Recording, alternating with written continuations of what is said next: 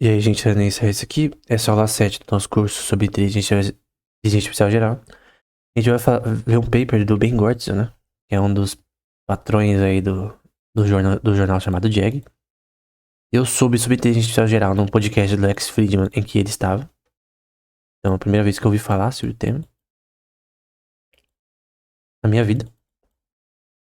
Então, o Ben Gortz eu fui lá e falou sobre o tema. Ele é muito importante na robótica atual, né? Ele tem relação com a Ransom Robotics, Robô Sofia e tal. Ele é muito interessante nesse contexto. Esse é o paper dele sobre a teoria geral de inteligência artificial geral. Eu não achava esse paper tão bom anteriormente, mas depois de estudar mais o tema, eu comecei a ver que esse paper, na verdade, é muito melhor do que eu pensava anteriormente. Bom, eu só vou os pontos importantes do paper, né? Quais são os pontos essenciais da teoria de inteligência artificial geral, né? Segundo Ben Gortz. As leis da forma de J. Spencer Brown e pensamento relacionado a gráficos de distinção, a teoria dos gráficos, né? São introduzidos de uma camada ontológica e fenomenológica mais fundamental, dentro da qual a formalização padrão, simplicidade, combinação, aplicação, execução, esses conceitos podem ser situados. Então ele está falando que você pode definir sub-redes num sistema robótico que aplicam funções específicas e que são denominados como uma teoria dos grafos, como se fosse nodes de neurônios conectados entre si. Mas o contexto aqui de programação, né?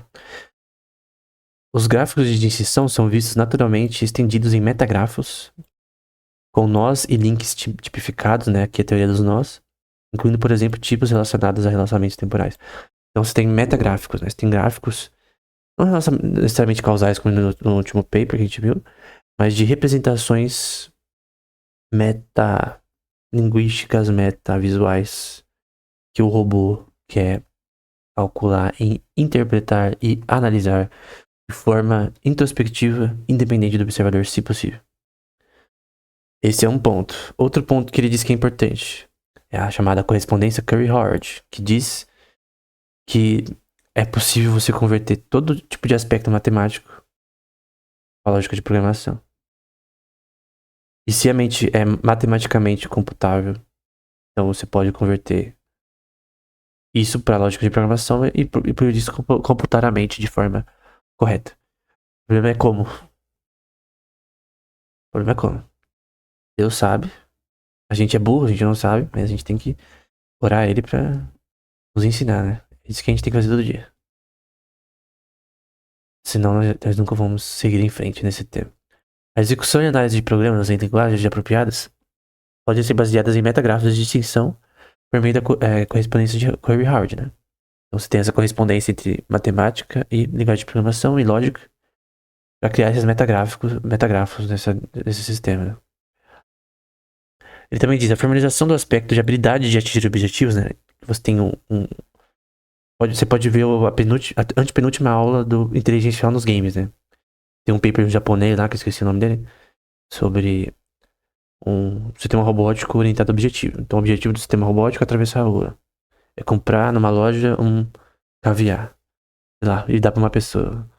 Enfim, são missões que ele tem que fazer, só que ele tem que aprender a fazer. Não é um robô heurístico, né? Nem o robô lá da peça Sayonara da Ishiguro Labs, que ele é pré-programado para os atores agirem conforme a ação do robô. Mas o robô não mudava, ele era aquilo. Ele simplesmente fazia os movimentos e os atores, eles. Nessa peça, né? Importante pra caramba. Pra robótica, é que eles se adaptavam às ações do próprio robô. Né? Só que é um algoritmo estático. Então, em termos de teoria de informação algorítmica, né, é interessante de vários aspectos, incluindo modelos formais de agentes inteligentes, né? Como máquinas de Gödel e XCI. Quem já viu em outros papers anteriores, né? Tem também um problema da ética interna, né? Isso aqui é uma coisa que eu já falei em livro já. Não lembro qual. Foi em Inquisições Ex Natura, volume 4, 3, 4. Sobre o problema de você gerar moral no robô. No sistema robótico, né? Eu creio que isso é impossível. Porque moral, do ponto de vista teológico, né? O ser humano é corpo, alma e espírito. Pra você gerar relações morais, né? Formas, ideias nesse contexto, que nem é de ser humano, Ou você faz isso arbitrariamente, mas você faz isso. Por exemplo, o robô fala um monte de merda. Chat, por exemplo, ChatGPT. Eu falei com ele na beta, cara. No do GPT-3. Falava um monte de besteira. Quando eu perguntava sobre coisas em questões de moralidade, de guerra, justiça, ele falava besteira. Porque ele não é consciente, cara. Ele não sabe o que ele tá falando. É um sistema muito bom em responder perguntas e fazer coisas do tipo, mas ele não sabe o que tá falando. Então essa questão de ética interna talvez não seja resolvível. Do ponto de vista teológico e filosófico, isso é chamado de problema da alma, né?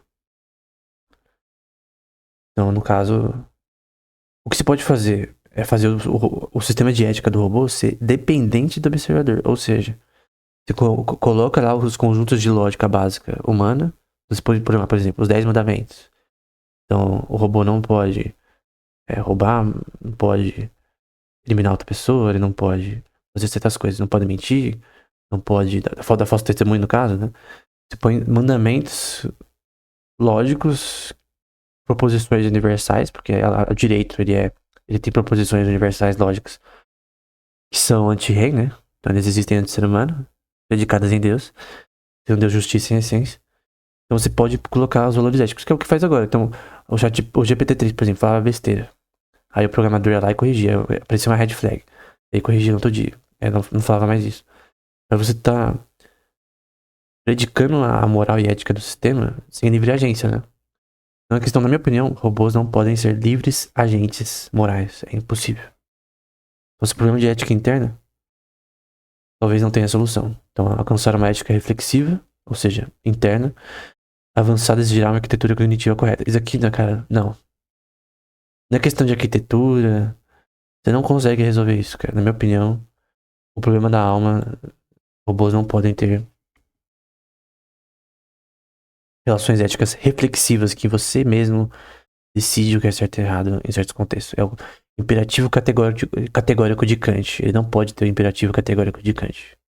Um sistema robótico. Isso é um tema legal, cara. Eu vou pôr, acho que no Liga Libertária lá. Será que os sistemas robóticos podem ter o imperativo categórico de Kant ou não? Um tema legal. Ai, por sinal, entra lá, gente, no curso do Matemática do Liga Libertária, 8 horas hoje. Vai ter. Vou deixar na descrição até pra quem quiser. Que vai dar o Marshall e o Syntax, né? Eles manjam de física e matemática, eles vão dar sobre o tema pra pessoal lá. Até eu vou fazer o curso também, pra aprender também coisas que eu não sei, né? Enfim. Robôs não podem gerar ética. As situações e interações certas durante a fase de crescimento do sistema, por exemplo, focam em objetivos amplamente benéficos em vez de objetivos restritos, né? Então você tem que focar em objetivos que de fato melhore o sistema. Aí vamos pra questão matemática, né? Então tem bastante matemática nesse paper. Então você tem a informação algorítmica de padrões, que inicia com relações de teoria de padrões, né? Então, como você pode entender padrões numa tela, né? Hoje em dia é só você usar algoritmos como YOLO, conhecimento de objetos, conhecimento facial, mas enfim. Aqui é uma questão teórica. Em que você tem a simplicidade de medida associada a uma imagem, que vai ser sigma de f mais x, que é o par ordenado associado a conjunto de matrizes que representa a imagem. Aí você tem o tamanho desse input, tem uma dada linguagem.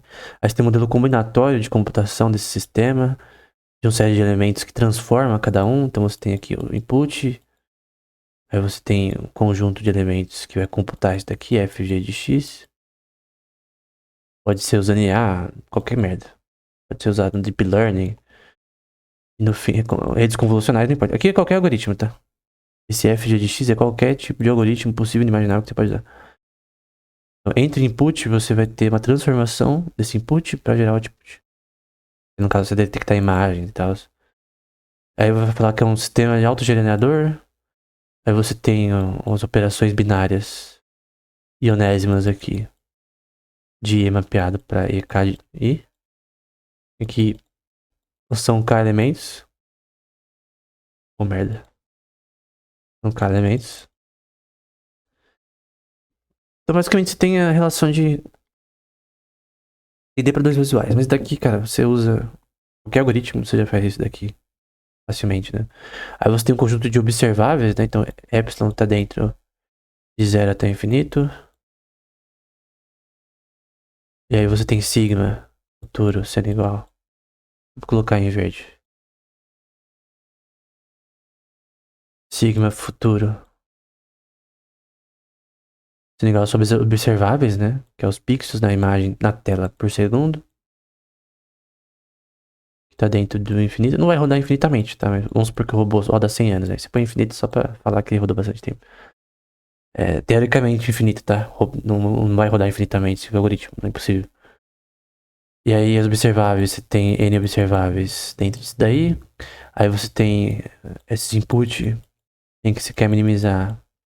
Uma relação de padrões, tá?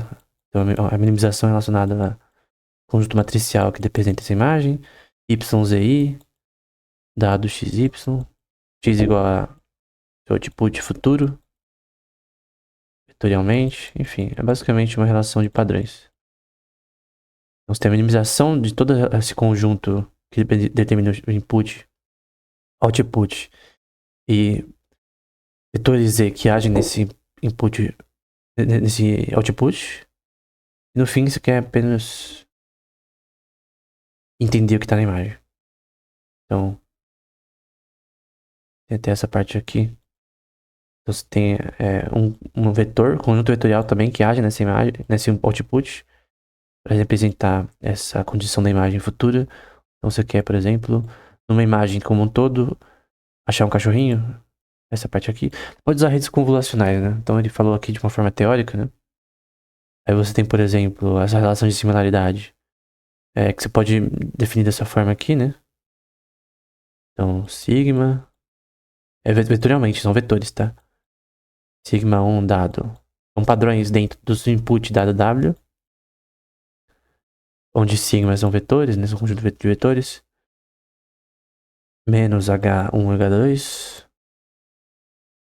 Que é a relação do que você quer achar, né? Então, você quer achar a foto de um cachorrinho. Na imagem. Então, vamos supor que seja essa parte aqui, no caso. Dividido por sigma 1 de x dado W. É quase a probabilidade bayesiana aqui, parece, né? É aqui pra você entender padrões, tá? Então, esse H1J, né? Que no caso aqui é H12, ele determina esse padrão. Então, dado o output e um certo vetor condicionado a W, você vai gerar toda essa relação de reconhecimento de padrões. Aqui é associado a reconhecer padrões. E grau de similaridade. É tipo template matching, cara. Template matching é uma forma disso. Aí você tem o produto do input x e xj, né? Sendo uma matriz que representa a imagem. Essa matriz representa a imagem de um cachorrinho dentro de um ambiente, né? Você quer achar essa parte específica aqui que tá o cachorro. A gente pode definir isso matricialmente, como a gente viu nas outras aulas de inteligência artificial. É isso daqui, vai ser vezes xj, que vai ser igual a xk, e no fim você tem todo o conjunto de vetores dentro de uma rede matricial que define esses padrões. Aí você tem um custo mútuo de associatividade dessa imagem. Enfim, padrões. Reconhecimento de padrões. Na prática, você tem uma hierarquia em relação a esse conjunto. Você tem o output vezes esse vetor Z. Então, para cada vetor Z que implica e transforma o output, você tem essas relações de padrão nesse contexto de árvores binárias, né? Você tem noções também de subpadrões. Então, você quer maximizar essa similaridade do output dado W. No fim, você tem várias relações que ele explica de padrões aqui, né? Então, por exemplo, tem uma relação de subpadrões de relações menor ou igual a uma ordem parcial. Então, você tem subpadrões dentro de que distinguem na imagem um elemento. Então, distinguem na imagem. Ok, isso é uma bicicleta, isso é um carro. Você tem subpadrões que definem a imagem. E aí você tem uma hierarquia de subpadrões, por exemplo. Isso é uma coisa bem em arte, né? E também qualquer coisa associada a esse tema de design. A pessoa, normalmente, quadrinhos, por exemplo, eu fiz um curso de quadrinhos no passado. Vários cursos de desenho em quadrinhos. Teve uma aula que explicou como as pessoas numa imagem sempre primeiro olham pro texto. E as cores que você escolhe, as cores mais fortes dentro de uma imagem também, por exemplo, vermelho aqui. Normalmente você olha pro que é mais uma cor mais quente. Então, o seu cérebro ele age em subpadrões para foco, em que normalmente numa imagem, se por exemplo tem uma imagem aqui, que você aprende em composição de desenho. Se você quer focar nessa área da imagem, você pode deixar tudo aqui escuro e colocar só uma luz aqui. O personagem numa luz saindo numa porta. Você não olha pra cá primeiro. Você olhar pra cá, onde tá a luz, onde tá o foco. Então você tem essa questão de foco. Que o cérebro faz, mas o sistema robótico vai ter problemas, né? E o foco ele ajuda você a computar as coisas mais rápido. Então, uma coisa que acontece de surpresa, você consegue reagir mais rápido. Então você tem uma relação aqui reflexiva e antissimétrica dessa função, e que aqui é a parte que você quer maximizar a similaridade. Enfim, basicamente padrões visuais, né? Aí você tem a definição 2, você tem um operador associativo de um custo associativo aproximado, em que você tem essa relação de características da imagem, de uma parte 1, parte 2, e você tem que isso é menor que C, uma constante. E você tem a minimização matricial. Essa relação matricial é a imagem que pode ser definida numa matriz M por N ou W e J, X e J na verdade, né? Que é o input. Você pode definir a imagem matricialmente. Então, X e J. E aí você tem os graus de similaridade dentro dessa imagem que você quer minimizar de ambos os conjuntos, né? De ambos de partes da imagem, né? É basicamente isso. Então você tem uma relação de subpadrões de ordem parcial aproximada, dados uma constante C, em que essas operações você tem ionésimas características, né? Dentro da imagem que você quer entender. Então é basicamente isso. Isso foi sobre imagens, né? Agora a gente vai para alguns pontos importantes de Reinforcement Learning. Então você tem aqui o agente que está dentro de um ambiente. Aí você tem o histórico de ações, que é denotada por HT. Vou usar a anotação do Hutter, né? Que é igual a ações, observáveis e recompensas. Aí você tem a soma disso. E você tem também ou as ações dado input. Isso é uma soma. X é introduzido como um símbolo que denota a observação e a recompensa. Não confunda X é diferente de... Ai, caramba. X é diferente de W. Observável. Então, input é diferente de observável. São coisas diferentes. Embora uma tenha a ver com a outra, né? Porque observável tem a ver com os pixels na tela por segundo. Então, você tem a soma que vai ser denotada como... Nessa notação deles de ação, dado input, a soma derivada dessa forma. Basicamente, a soma das ações e o input. Em que você tem que essa soma temporalmente finita vai ser igual às ações históricas. A soma das ações históricas tem menos 1. Aqui, esse tem menos 1. Vou fazer de novo. Esses dois pontinhos é de soma que eles usam nessa notação. Aqui é a soma das suas ações dado um certo histórico de operações do sistema. Então é o ciclo aí de histórico que a gente viu no paper do Hutter. Aí você tem essa função π, que pega esse histórico como input e produz uma ação futura. E o agente não precisa ser determinístico. Você tem um agente que pode, por instância, ter uma distribuição de probabilidade no espaço de ações. No paper anterior que a gente viu é o Perception Space. E aí você tem o histórico atual. E no fim você vai ter a policy P, das ações temporalmente condicionadas às ações e o input ao longo do tempo. Finito, menos t.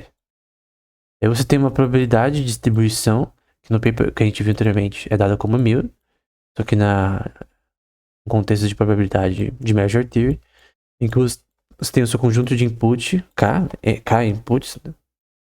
Então x até K. Isso aqui é K. Condicionados nessa função de probabilidade às ações, ao input, ao longo do tempo, ao longo dos ciclos que está rodando isso aqui, dado um certo conjunto de ações. Então, a probabilidade dos estados dados certas ações. O que você tem que fazer. Então, uma bola de futebol tá vindo até mim. É o estado que tá acontecendo atualmente. Eu tenho que usar meu histórico futuro bayesiano e markoviano, entre aspas, pra prever. Ok, a bola vai vir até mim. Eu tenho o time específico que eu tenho que dominar a bola no peito. E o time específico que eu tenho que chutar usando temporal difference learning nessa escala. Enfim. Tem um sistema de recompensas em que R denota todas as recompensas. Normalmente nessa anotação você tem N recompensas dentro do conjunto total de recompensas global. E aí você tem a soma, a função de valor de uma certa policy P e a função de probabilidade 1000, que é dada daquela forma que a gente viu anteriormente. Função de probabilidade. Em que vai ser igual ao valor esperado da soma, começando com 1, de R recompensas que vão ser menor ou maior que 1. O espaço probabilístico é de, um pouquinho embaixo, é de 0 até 1, tá? Pelo menos nos papers anteriores. E aí você tem a complexidade de Kolmogorov de calcular essa probabilidade, tá? Então você tem uma minimização dessa função que, vou colocar assim, uma função que computa 1000. Lembrei de Kolmogorov é o melhor programa para resolver um problema. Que é determinado por K. E aí, nesse caso, tendo em vista essa complexidade probabilística de se calcular esse negócio, aí você tem o sistema de inteligência universal, do agente Pi, ele é esperado performar de acordo com uma distribuição 2 elevado à complexidade de Kolmogorov da probabilidade, 1000. E aí você vai ter a soma 1000 dentro do espaço E probabilístico, valor esperado. E é o valor esperado. Então, dentro do valor esperado total, você tem as funções de probabilidade nesse contexto, igual a soma de 2 elevado à complexidade de Kolmogorov e a sua função de valor que você quer calcular. Qual que é o custo para você calcular a função de valor probabilisticamente? Em que na anotação anterior também de outro paper, eles denotam no final esse pi, que é igual à função de valor da policy dado uma função probabilística em si. Ele não fala com detalhes aqui, a gente viu na aula 5 sobre isso. Que esse QC é relacionado ao teorema de convergência de Lesbag, que é aplicado nessa função de valor para realmente ela ser bem sucedida. Então, embora não seja calculável na prática, do jeito que a gente gostaria. Então, você tem um agente que busca objetivos para receber recompensas para, sei lá, pegar um copo na mesa, para fazer uma compra no shopping, qualquer problema, andar de skate, um robô bípede, né? É difícil. Dar um mortal, enfim. E recebe seus objetivos. Então, você coloca lá os objetivos no seu sistema robótico. A sequência de interações, vou colocar de in, é igual a M1, dado as ações observáveis. E vai ter uma função G aqui também, recompensas. E blá blá blá. Isso aqui é uma lista. Ou uma sequência de parâmetros W e output. W sendo um símbolo que denota a combinação da ação de memória e ação externa. Então, vamos lá. W é diferente. Ele denota, aqui ele tá falando, né? Ação de memória. Então, uma memória associada a um histórico. E uma ação externa. Então, uma ação que você tem uma relação histórica bayesiana, talvez, um histórico de ações. Você pode usar redes bayesianas dinâmicas para isso. e os seus estados atuais do sistema usando uma rede markoviana, talvez. É basicamente isso. E o G é o seu objetivo, tá? Esse G é seu objetivo na prática. Então você tem seu sistema, tem suas ações observáveis. Isso também tem relações que você quer ter uma função probabilística que tem ações históricas e ações presentes atuais para você resolver o problema. Aí você tem essa função que vai ser no ambiente 1000, probabilisticamente, dado G, que é o objetivo do seu agente, né? Então, o seu agente pode ter N objetivos dentro de uma missão. A missão dele é pegar um táxi e ir até o avião, pegar um avião e ir até outro lugar, fazer um sistema robótico que aprende a fazer isso, por exemplo. Você tem um conjunto de objetivos hierarquicamente. Qual o objetivo final? É ele ir do Brasil até o México. O robô bípede, que ele conversa, ele mesmo pede a passagem, ele mesmo paga a passagem, roboticamente, não é virtual. Roboticamente, é um robô bípede. Ele anda até a estação, pega o ônibus até ou um táxi, né, até o lugar que vai ter o aeroporto. Ele faz tudo. Ele vai aprender a fazer isso. Mas você concorda que são objetivos hierárquicos, né? Tem objetivos mais importantes do que outros. Tem um objetivo final e você tem uma rede de coisas que você tem que fazer pra chegar ao objetivo final. É uma árvore de probabilidade, tá? Eu desenhei extremamente de forma porca. Vou até apagar isso aqui. É uma árvore binária. Aí você vai ter o valor, a função de valor, dada essa policy, dada essa função de probabilidade 1000, seu objetivo e as operações, o intervalo de tempo para isso. Então, probabilidade, objetivo e tempo. E a sua policy vai ser dado como equivalente ao valor esperado da soma das recompensas temporalmente. T1 até T2. Então é basicamente isso. Você tem a relação de inteligência pragmática do agente Pi, relativa à distribuição V de ambientes e objetivos gama. Aqui não é função de desconto, tá? Gama vai ter os seus objetivos. N. Então você vai ter o seu Pi geral, que é a sua inteligência pragmática do sistema. Que eu desenhei de uma cor extremamente ruim. Vai ser igual à soma da sua função de probabilidade dentro do seu valor esperado total, vírgula, seus objetivos dentro do objetivo global, mais importante, temporalmente, né? Tem que ter um tempo que não pode ser indefinido, né? Do robô pegar o avião até o México, mas ele tem que fazer várias coisas para fazer isso, né? Tem etapas, né?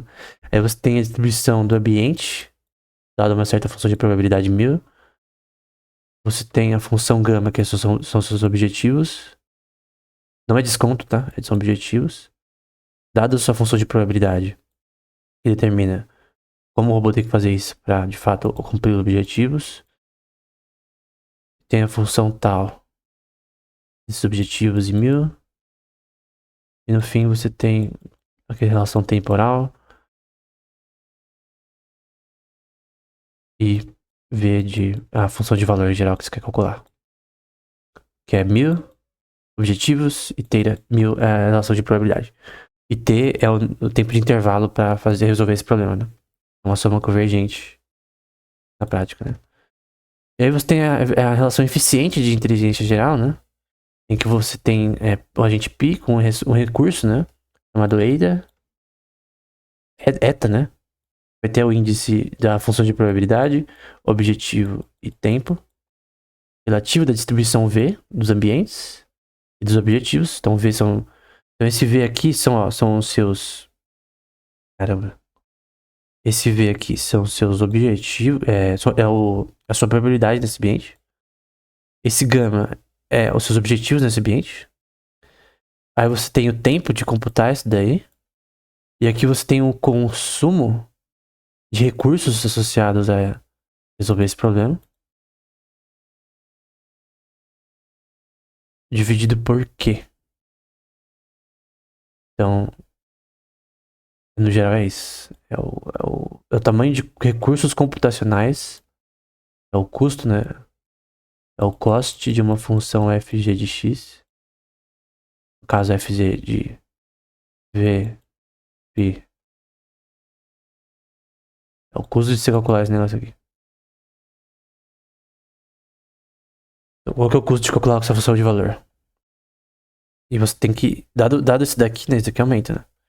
Dado o seu ambiente pode ser mais complexo, pode ter mais coisas que você tem que resolver. A estrutura causal aqui pode ser maior, se você usar redes bayesianas dinâmicas.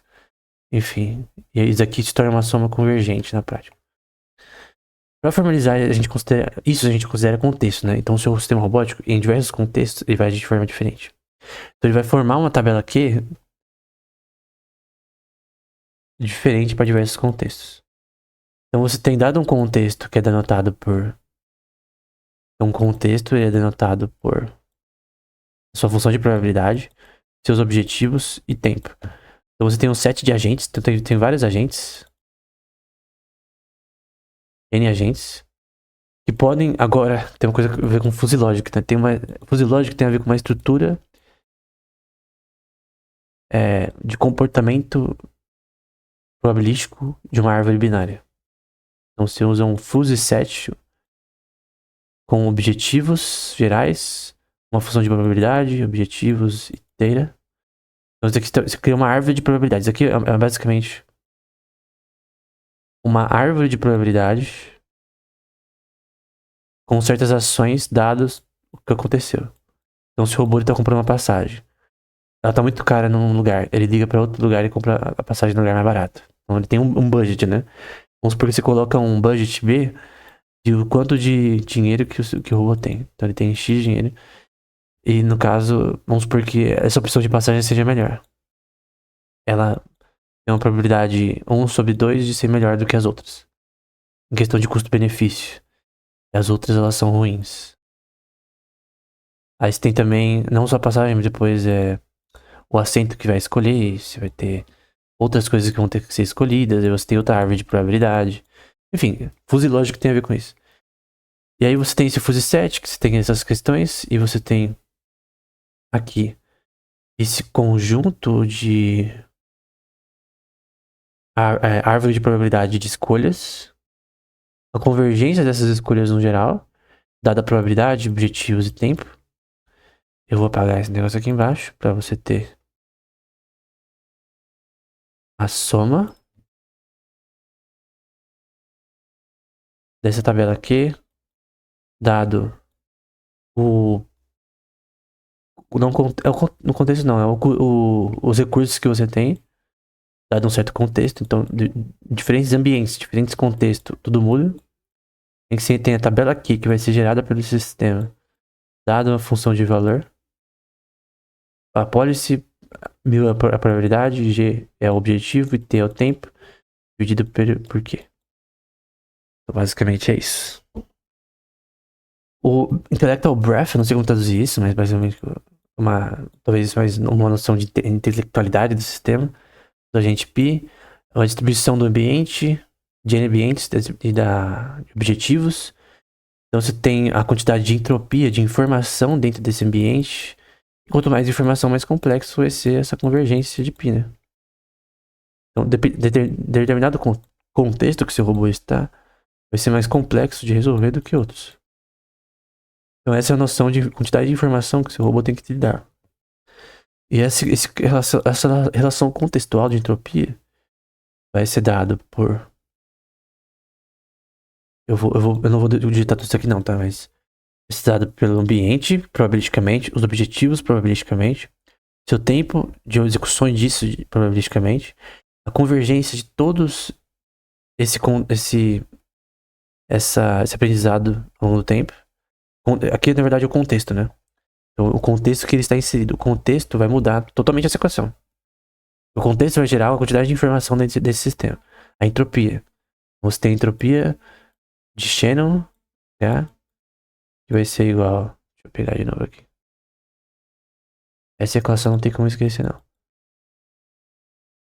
A soma do logaritmo... Merda.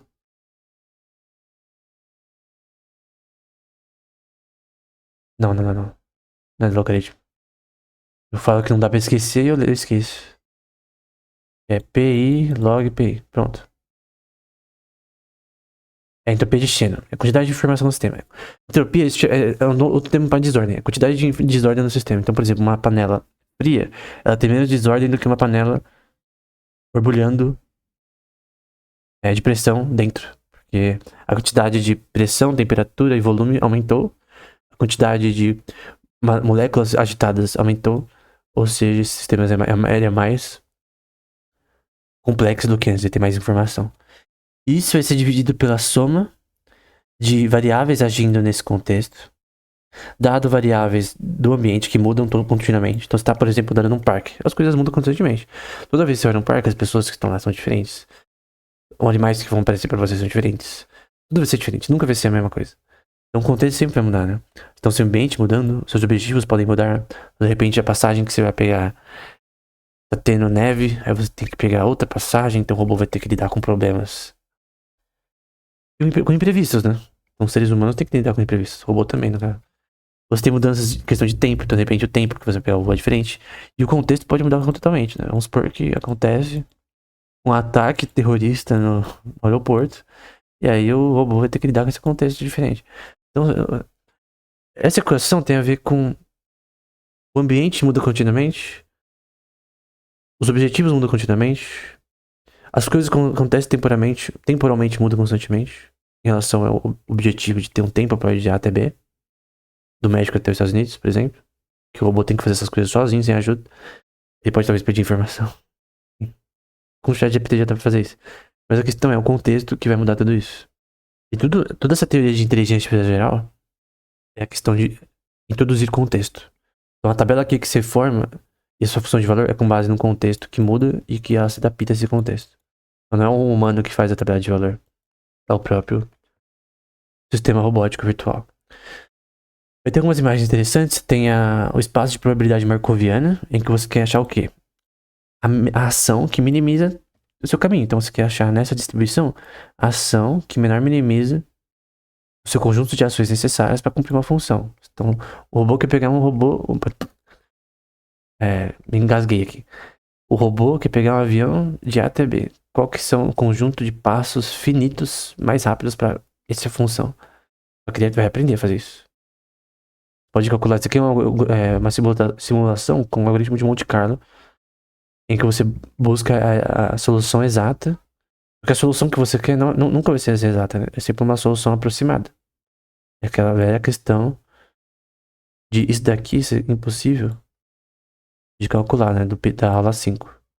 Essa função de valor ser impossível de calcular e por isso você tem que calcular uma que seja possível. Então vamos supor que isso daqui seja a solução exata. É impossível de calcular, mas você pode calcular uma aproximação. Por isso que a função de probabilidade usa measure theory. Você pode achar o caminho que aproxima a solução, e não exatamente aproxima exaustivamente, até porque é impossível. Essa é a questão geral. Então você vai ter aqui, na prática, né, o estado inicial do sistema, ST em S, no estado global de estados, né, que é o seu input, né, no geral, de certa forma, não necessariamente input, tá? Mas as ações, conjunto de ações de decisão dentro desse contexto, no input global. Você tem o estado de recompensas, média, né, de custo de recompensas, da probabilidade das recompensas dado estados do sistema. E a função de transição, que normalmente é denotada por TR dos estados e ações. Ou a probabilidade de, dados certos estados de você cometer tal ação, em que essa função de transição vai ser dada pelo objetivo, né? Então, dado o objetivo num ecossistema, que você tem que conter os estados e input. Como que o sistema deve agir ao longo dos estados desse sistema, então ao longo do tempo que ele está decorrendo, raciocinando, que passagem ele tem que pegar para ir de N passagens ele escolher a que ele mais acha interessante de pegar, de ir do México para os Estados Unidos, das ações que o robô tem que performar, do ponto de vista de um robô bípede, de fazer isso, de falar com o atendente, ir até o local, pedindo informação caso não saiba, onde eu tenho que esperar, onde é o local de embarque. Porque uma coisa é se eu colocar já o robô para ele saber. Não, ele tem que se virar, que nem o ser humano. Então você tem uma função de transição de objetivos numa árvore binária, usando fuzzy logic, né? Usando uma árvore binária de escolhas. Então essa escolha é melhor, essa escolha é pior. Em que ele vai no fim vai saber, tentar entender qual que tem a melhor probabilidade de fazer ele calcular o menor caminho para ir de A até B. Aí tem a parte prática, né? Agora são imagens. Finalmente acabou as equações. Então você tem o agente o sistema de percepção, cognição e memória. Tem os inputs. Tem o custo imediato da recompensa, observáveis, ações no ambiente e o ambiente dinâmico dele. É chamado de sistemas de decisão discreto, em que você tem uma função f de mapeamento desse input para recompensa para números reais. Isso daqui, cara, a gente viu no paper da aula 5, tá? Você tem um mapeamento de números naturais e reais, não, e irracionais. Irracionais tem a ver com as recompensas. Então você tem as recompensas. Vou pegar outra cor. As recompensas dentro do set de números irracionais. Que então faz uma interseção de 0 até 1 nos papers que a gente viu anteriormente. Só que os conjuntos N dentro de um conjunto de parâmetros, eles estão dentro dos números naturais, né? Isso daqui está associado ao input. Então você tem números naturais e input que são mapeados para números reais. Então, no fim que você tem, o resultado é o número real. É isso que ele está tentando dizer aqui, que tem a ver com papers anteriores, né? Se você não lê aqueles papers anteriores, você não entende o que ele quer dizer com isso. A importância disso, né? Então, D denota um banco de dados e um grafo G de F,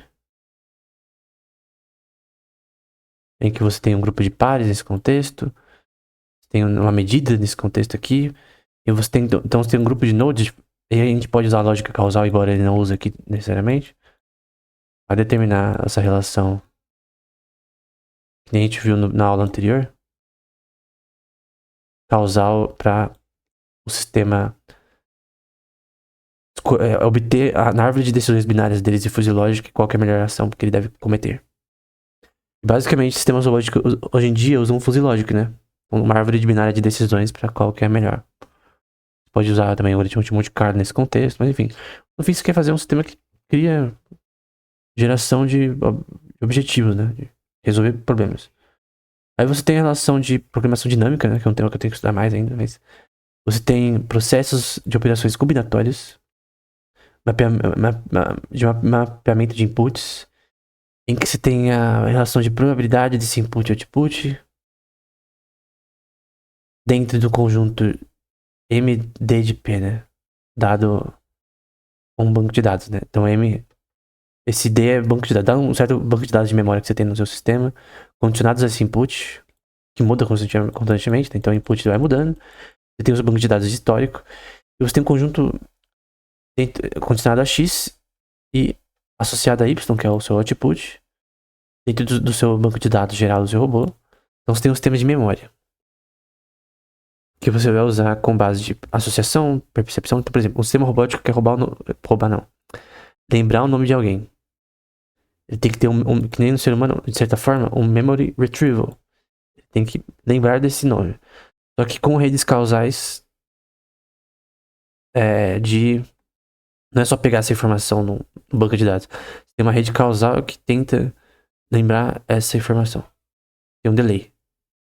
Se ele ouve o nome, ele tem que saber o rosto da pessoa, por exemplo.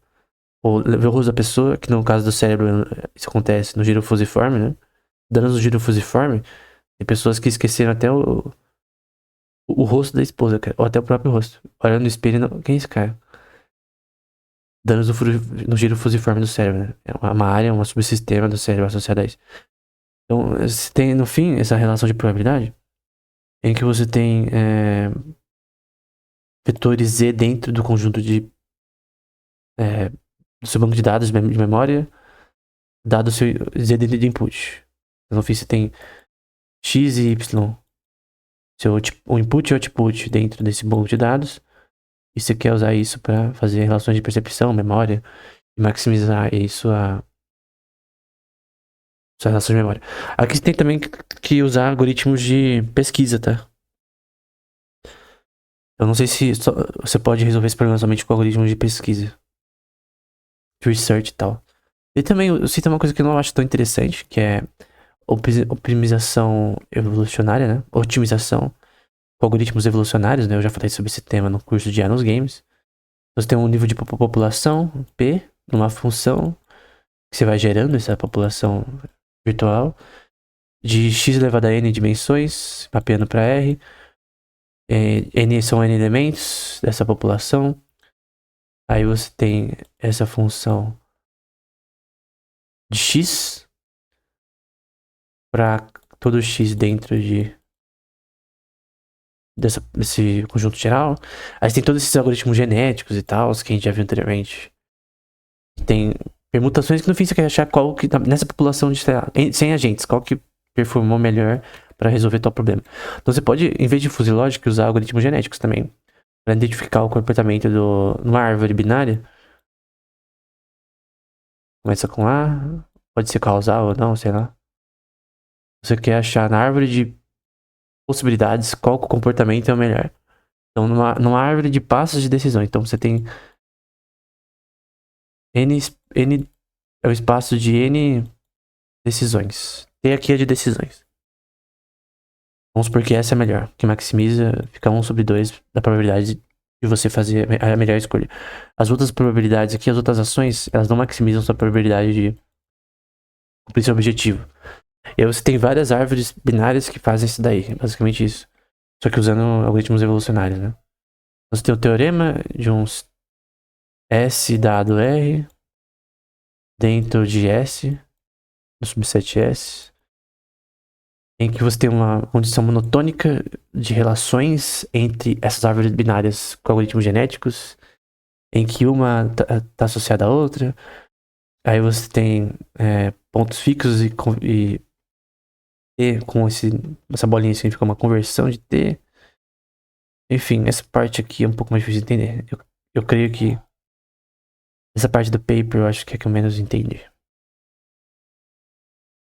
Mas enfim, no fim você tem o ambiente, reinforcement learning, tem produção de working memory, que no caso de um robô pode ser a memória RAM, na prática.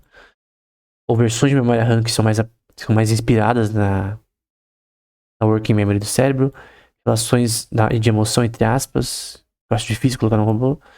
Memória de longo termo, linguagem, sistemas de percepção, processos metacognitivos, então várias coisas que o robô faz. Isso o robô pode fazer.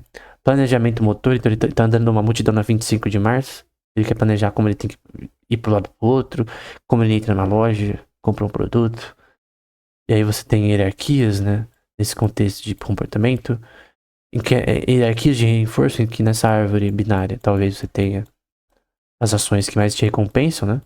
Então, por exemplo, porque aqui é a melhor ação. É a ação que maximiza meu objetivo G. Então essa função ela vai me dar mais recompensas. Ela vai maximizar minhas recompensas globais do que essa daqui, por exemplo. Essa ação, ela vai, na verdade, probabilisticamente, vai ser uma escolha que vai impedir meu objetivo. Então o objetivo do robô é atravessar a rua. Qual conjunto de ações para atravessar a rua? E ir numa loja. E comprar o melhor produto, com um certo budget. Ou N produtos com certo orçamento. Então você tem essa noção de que para um certo budget ele tem que fazer o cálculo, ele tem que ver os preços. Tem questões de visuais, questões perceptivas no ambiente. De desconto, talvez. Então você tem hierarquia de percepção. No cérebro a gente tem hierarquia de percepção. Então, por exemplo, você tá olhando pra tela do computador. Você não tá olhando pra cá. Eu acho muito difícil você tá focando aqui, tá?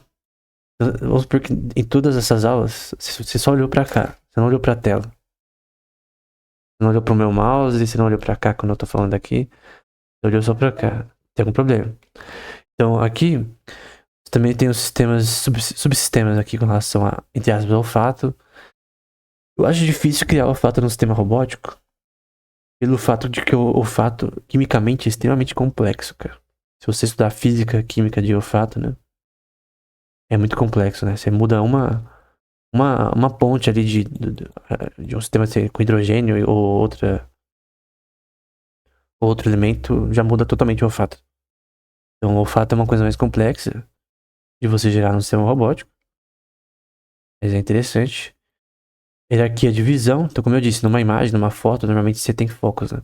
Então, numa imagem que tem uma foto de uma pessoa, você foca nos olhos, nariz e boca. Essa normalmente, quando a pessoa olha pra uma face, normalmente ela foca nessas áreas. Ela não foca no queixo. Isso é algo automático do ser humano. Você tem hierarquias de ações, isso é algo inato, na verdade, né? Hierarquia de relações auditivas, né? De focar nos sons que você deseja. São coisas que parecem simples pro ser humano, mas não são para um sistema robótico. Você tem sistemas de baixa percepção, quer dizer, memória de baixo nível, memória sensori-motora, seleção de ações, memória procedural ativa, relação de globais de computação no cérebro, tem a ver com Global Workspace Theory, talvez, memória de longo prazo, memória episódica transiente, que eu só tô explicando, tá? Memória sensorial, perceptiva, associativa, sistemas de atenção, modelos de linguagem usam isso. Então você tem todo um sistema que você quer separar partes do cérebro do que das funções e aplicar para um sistema robótico na prática, né? Então você tem formação de conceitos, raciocínio lógico, aprendizado procedural, memórias do raciocínamento do ponto de vista declarativo, procedural, episódico, intencional, atencional, de atenção, né? Modelos de atenção que você pode usar. Eu não sei se Hybrid Learning funciona, cara. Eu vi uns papers recentemente, eu até falei eu não lembro qual vídeo do canal eu falei, mas sobre como Hybrid Learning, né? Que as sinapses que... Uma subrede de sinapses, né? De neurônios que ativam uma outra subrede. Os neurônios que se conectam entre si, atiram entre si. Então eu tenho uma subrede de neurônios. Então, se eu tenho uma outra subrede que não está conectada a essa rede, tem uma distância muito grande entre essas duas redes. Então eu posso dizer que nós temos nesse set de redes, de nodes, que determina um conjunto de redes no cérebro, nodes no cérebro. Você tem subsistema, um é associado à memória, um associado à linguagem, um associado a modelos de atenção. Mas esses subsistemas de redes neurais, eles têm funções. Tem questões morfológicas também, é mau rolê isso daí. Tem questões neuroquímicas, tem questões que são, na verdade, hormonais, tem questões da própria consciência em si humana. Do ponto de vista teológico, tem a ver com o espírito, com relação de consciência, de fato, né? De independência do observador e livre agente. Mas a questão é que você tem subsistemas que eles não se conectam necessariamente entre si. Eles podem se comunicar entre si, normalmente usando tálamos, como distribuição de rede para outras áreas. Então, a base orgânica... o cerebelo quer se comunicar com o córtex motor primário. Então, ele tem que passar pelo tálamos. A informação que chega na sua íris, do seu olho, ela tem que passar por todo um caminho para chegar até o seu córtex, seu lobo occipital. Então, você tem redes de subsistemas que elas se comunicam. Nesse caso, o aprendizado aconteceria com essas redes que estão conectadas entre si. Só que não sei, cara. Eu acho que Hybrid Learning é um reducionismo, né? Mas enfim. Aí você tem algoritmos de credit assignment, né? De você dar recompensas pro seu sistema quando ele dá certo. De reconhecimento de padrões, como no caso, partes associadas a reconhecimento de objetos e tal, working memory. Enfim. Simulação, eu creio que, por exemplo, sonhos são simulações da realidade. Poderia fazer num sistema robótico, simulações da realidade que ele teve. Sabe o que é difícil, cara? Em tudo isso, cara, tem uma coisa que esse paper não resolve. Tudo isso daqui é legal, tá? Mas... neurociência, cara. Você tem os predicados de aprendizado que tá aqui. Memória, episódica, intencional, blá blá blá. Mas a questão é... você associa neurociência com isso. Porque se tem neurociência, você não tem o cérebro. Como que você vai fazer toda essa teoria e não tem relações de neurociência, enfim. Tem percepção, planejamento de ações, execuções de ações, motivo para ações. E isso é modulado, né? Pelo Reinforcement Learning. Você tem modulações, porque certo sistema robótico vai agir de certa forma. E você tem, no fim, a parte prática, né? Mas aqui é o próprio subsistemas deles, que eles usaram, por exemplo, no robô Sofia, Grace. Robot. Eu recomendo você colocar no YouTube Grace Robot que já aparece. E é basicamente o modelo deles de programação na prática para isso. No final, conforme explorado num certo artigo mencionado acima, existe uma correspondência query-hard entre a linguagem de tipagem de tipos Type Theory, né?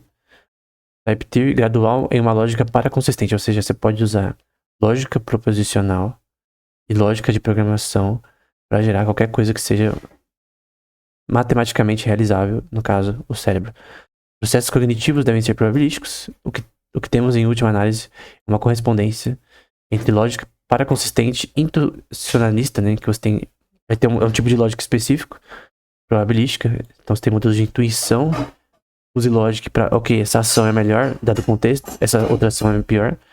E uma linguagem de programação funcional de tipos que você pode fazer para criar isso, né? Então, no fim, você pode associar Type Theory,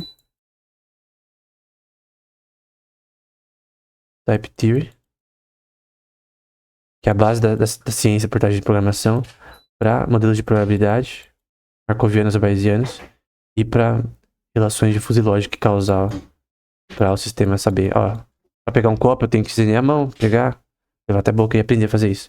Tudo isso usando também reinforcement learning, usando inteligência artificial, não é só um algoritmo estático. Então era isso.